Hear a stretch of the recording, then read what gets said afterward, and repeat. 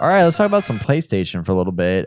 Speaking of PlayStation, PlayStation Boss has come out, according to GameSpot, and hints at a future multi-platform release for games that need to lean into a wider install base. So they were talking about PlayStation exclusives and how they're still very focused on that strategy of that being the backbone of some of their sales process, and their brand is releasing exclusivity based games.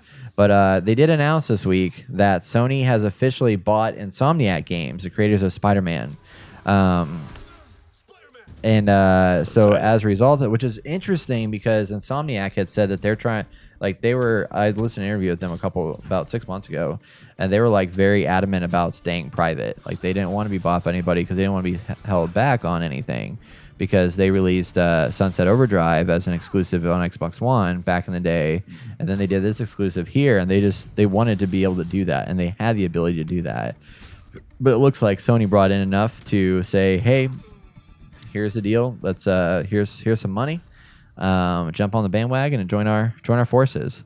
But in the wake of that, Shawn Layden did say that Sony's focus on exclusive is an important part of their strategy. However, he said that certain titles, especially multiplayer titles, could receive a wider release rather than being kept exclusive to PS4 or 5.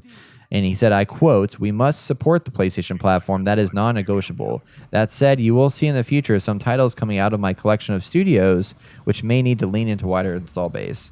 So I could see some of their multiplayer projects just saying like, let's do it multi-plat, and hopefully they'll still jump in on the cross-platform component as well and be like, look, you can play this game anywhere. It's a PlayStation title, but you can play it anywhere and it's cross-platform. That'd be pretty sick. But they didn't say anything about cross-platform. Well, I didn't know about that, but that kind of sounds like what it means to me.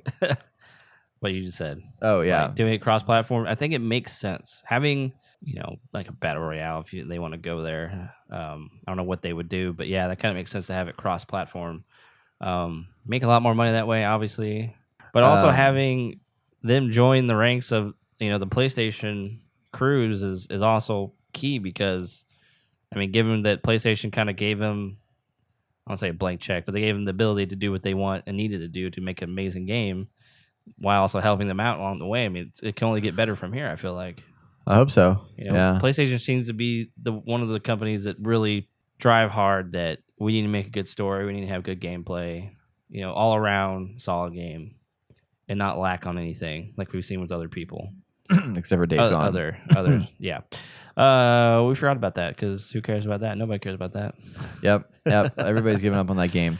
So how do you feel then, because this is all tied in together, about Sony breaking the license deal with Disney on Spider-Man? It sucks because Spider-Man's an integral part of the Marvel Universe and the Avengers and stuff. He's a key player on a lot of the stuff. I think they got a lot of big key moments of Spider-Man out of the way with the end of the current phase of the MCU. So that might help future stuff where he's not needed as much. I don't know what their plan was with it, but I don't think it's going to affect the video game universe, because you can still have all that in there. Oh, yeah. And so on one hand, I'm like, it sucks, but on the other hand, it's whatever, honestly. His part of the saga for me has been completed in a positive way. I've seen him rise and fall and do all this stuff, and you have to hang out with the Avengers and hoorah, Yeah. So anything from here, it's like I really don't know what to expect. I have no expectations really, so it's whatever, man.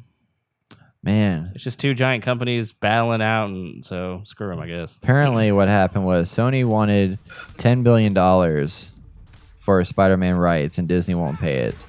So, yeah. So they said that the two sides are not close to striking a deal. So yeah, they're just not making a deal with one another.